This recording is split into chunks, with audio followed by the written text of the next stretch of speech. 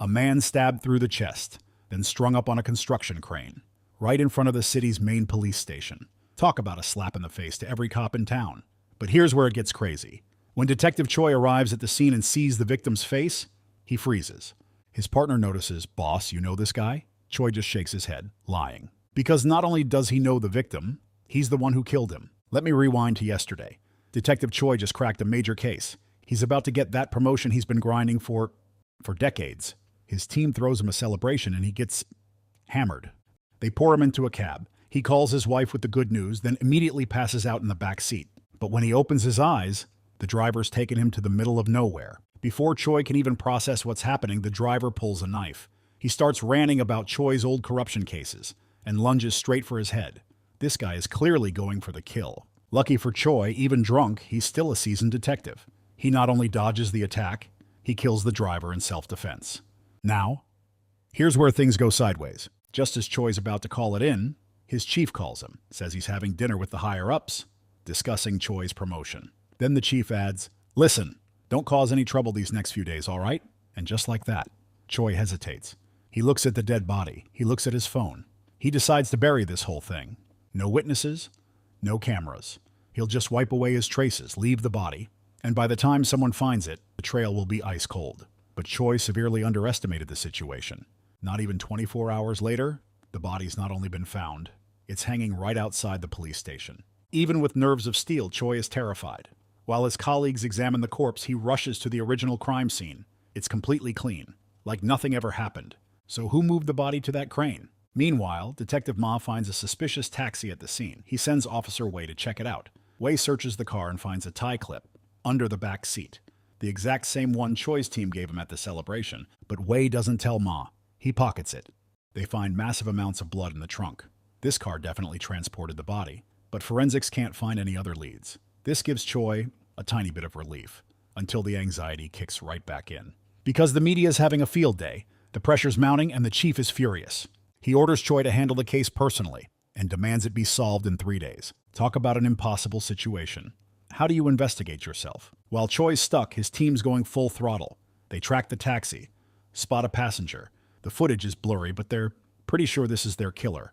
Ma tells everyone to keep digging. They need to map out every place this taxi went. Choi realizes he can't just sit back. Before his team finds anything, he heads to where he got in the cab, notes the surveillance camera number, then rushes back to the station. He pretends to inspect the work, waits for the right moment, and swipes the footage showing him getting into that taxi. He thinks he's in the clear, but then Wei raises his hand, and he catches Choi stuffing something in his pocket. Wei doesn't make a big deal of it, though, because he just found the suspect on camera, and the face is crystal clear. Choi's heart stops, but when he nervously looks at the screen, it's a false alarm. The suspect they caught is just the guy who transported the body. Perfect. Choi needs a scapegoat, and this guy just volunteered. He immediately orders a citywide manhunt. The suspect plays right into it. The moment he sees the cars, he bolts. Choi ends up on the same path and corners him in a dead-end alley. The guy starts crying. "I'm not the killer. The guy was already dead. Someone just paid me to hang the body." When Choi asks who hired him, the suspect snaps, but Choi's radio is crackling. His team is closing in. He's out of time. He turns off his radio, raises his gun, and decides to make this guy take the fall. The suspect realizes what's happening, grabs a stick, but the next second there's a bullet through his chest. After dealing with the suspect, Choi turns to leave and finds Wei standing right behind him. No idea how long he's been there, but thankfully, Wei says nothing. Back at the station, the chief's furious about the death, but the team defends Choi. The suspect was resisting. He was armed. Choi had no choice. The chief cuts them off. "Look, I don't care if this guy's dead or alive. What matters is whether he's the killer. He is the killer, right?" Everyone in the room gets it. They're all political animals. Ma, his partner, conveniently adds that the suspect and the first victim, the driver, both used the same rare drugs. They were both in a hallucinogenic state. They also both contacted the same burner phone number. Classic dealer behavior. The chief finds this theory very reasonable. They have video evidence of him moving the body. They can definitely pin it on him. The next day, the chief announces it to the media. Case closed. Just waiting on one tiny DNA test. The ME found skin under the victim's fingernails. If the DNA matches the suspect, this whole thing's wrapped up. While everyone else relaxes, Choi can't rest. He needs to find who's behind this. He tracks down a small-time dealer and gets a lead. The last person to buy that rare drug? A small-time actor named Kim Jin-kyu. Choi searches him. Jin-kyu went to jail for drugs, a disgraced celebrity. So the next day, Choi goes to his entertainment company. The manager says Jin-kyu hasn't shown up. Why? Because after fans found out about the drugs, they also exposed him as gay. Jin-kyu's been in hiding ever since. Completely unreachable. A total dead end. And then it gets worse. When he gets back to the station, the DNA results are in. Surprise. The shot suspect isn't the killer. The chief is livid. But after screaming at Choi, he hides the report and tells Choi to forge a fake one. See, the chief's up for promotion too. He can't let this derail it. Choi's actually relieved. His boss is now his accomplice. He's finally safe. What he doesn't know is that he's already been exposed. Wei saw Choi pocket that thing in the CCTV room. It made him suspicious. So when he noticed a surveillance disc was missing, he went to the traffic police and got another copy. He watched the real footage, the footage that wasn't stolen. And he saw it all. He saw the team putting a drunk Choi into that exact taxi. That's when it all clicked. But instead of reporting it, he goes to Choi that night. He says he's found evidence, but the killer is someone he respects. He's torn. He leaves the tie clip and the disc on the desk. I believe you'll make the right choice. He leaves. It's an ultimatum. Choi understands. The next day, he's literally about to turn himself in when Jin-kyu's manager calls. The actor has surfaced. He wants to meet. But when Choi arrives, the bar is empty, except for a calendar. 3 addresses are marked. Something feels off.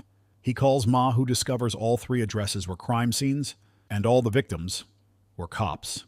When he hears the names, Choi's blood runs cold. 15 years ago, these were all his colleagues. They worked a mass poisoning case together. 12 people died. And to calm the public, their captain, now the chief, framed a simple-minded, disabled janitor, Old Kim. To make the case stronger, the chief bought off 2 eyewitnesses, and those 2 witnesses were the taxi driver, the suspect Choi shot in the alley, and the real kicker, Choi looks through the old files. Old Kim had a son named Kim Jin-kyu. This entire thing is Jin-kyu's revenge, but before Choi can find him, Jin-kyu walks right into the police station. He smirks at Choi.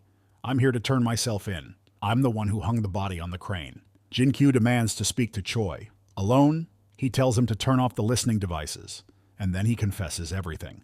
His plan was for the taxi driver to kill Choi, but Choi killing the driver instead? That made it more interesting. Why?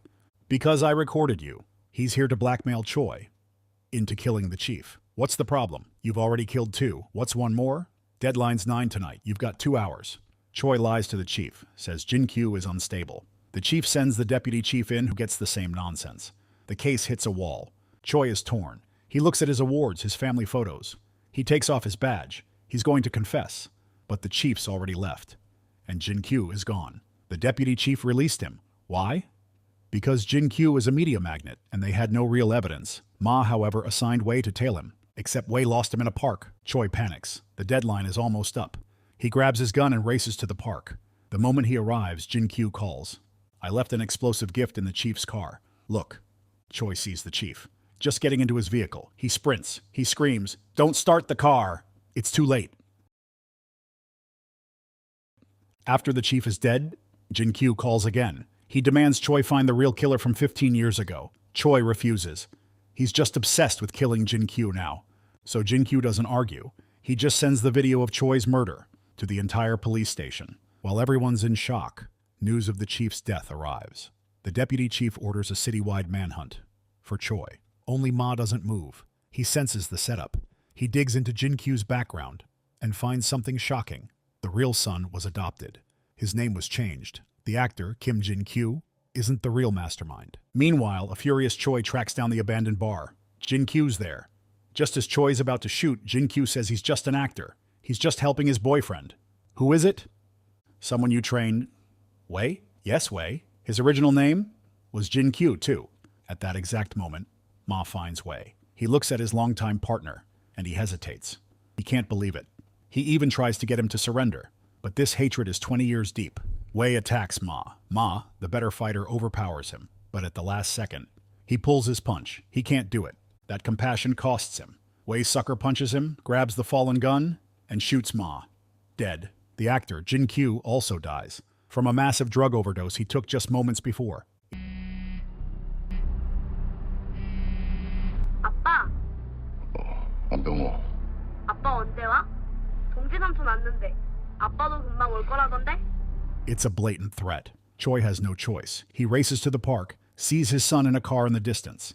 He's terrified it's a bomb. He begs Wei, "Please, I'll find the real killer. I'll clear your father's name." But Wei just tells him not to bother. "Because I am the real killer." Wei was just a little boy. He watched a group of drunks beating his father, dumping trash on him. He was furious. He noticed a bottle of pesticide. To get revenge, Wei secretly poured it into their tea. He killed all 12 of them. Old Kim saw the bottle in his son's hands, and that's why he never protested. When the cops, led by Choi, framed him, he let them. He was sentenced to death, to protect his son.